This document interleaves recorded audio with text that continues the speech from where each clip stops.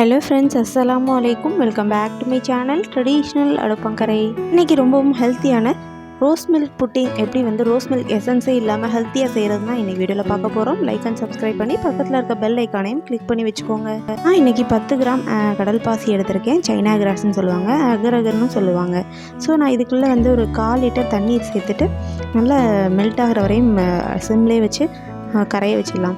நல்லா கரைஞ்சதுக்கு பிறகு ஒரு 5 ஸ்பூன் அளவு ஒயிட் சுகர் சேர்த்துட்டு 2 ஸ்பூன் அளவு பால் பவுடர் எடுத்திருக்கேன். 2 ஸ்பூன் பாலில் இப்போ பால் பவுடரை கரைச்சி எடுத்துக்கோங்க. இப்போ நல்லா கலந்து விட்டுங்க. கலந்து விட்டதுக்கு பிறகு இப்போது கொஞ்சம் திப்பியெல்லாம் இல்லாமல் நல்லா ஃபில்ட்ரு பண்ணி கடல் பாசியில் சேர்த்து நல்லா கலந்து விட்டுருங்க. இது நல்லா ஃபில்ட்ரு பண்ணி எடுத்ததுக்கு பிறகு இப்போ நல்லா கரைஞ்சி வந்துடுச்சு எல்லாம். இதையும் ஒரு ஃபில்டர் வச்சு ஒரு பிளேட்டில் ஃபில்ட்ரு பண்ணிக்கோங்க. கடல் பாசி கொஞ்சம் கொஞ்சம் கரையாமல் இருந்தது அப்படின்னா ஒரு ஈவனாக வரதுக்காக இந்த மாதிரி ஃபில்ட்ரு பண்ணி எடுத்துட்டோம் அப்படின்னா கொஞ்சம் பார்க்குறதுக்கும் நீட்டாக இருக்கும், சாப்பிட்றதுக்கும் கொஞ்சம் நல்லாயிருக்கும்.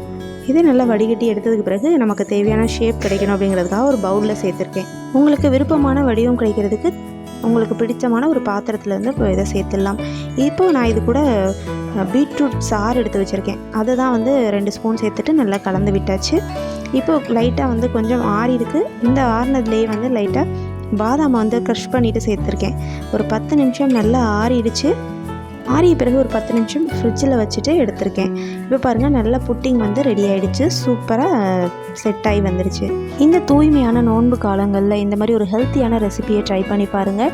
கெமிக்கல்ஸ் எதுவும் சேர்க்காமல் இந்த மாதிரி பீட்ரூட் சாறு எடுத்துகிட்டு சேர்த்துட்டோம் அப்படின்னா ரொம்பவே ஒரு ஹெல்த்தியான புட்டிங்காகவும் இருக்கும்.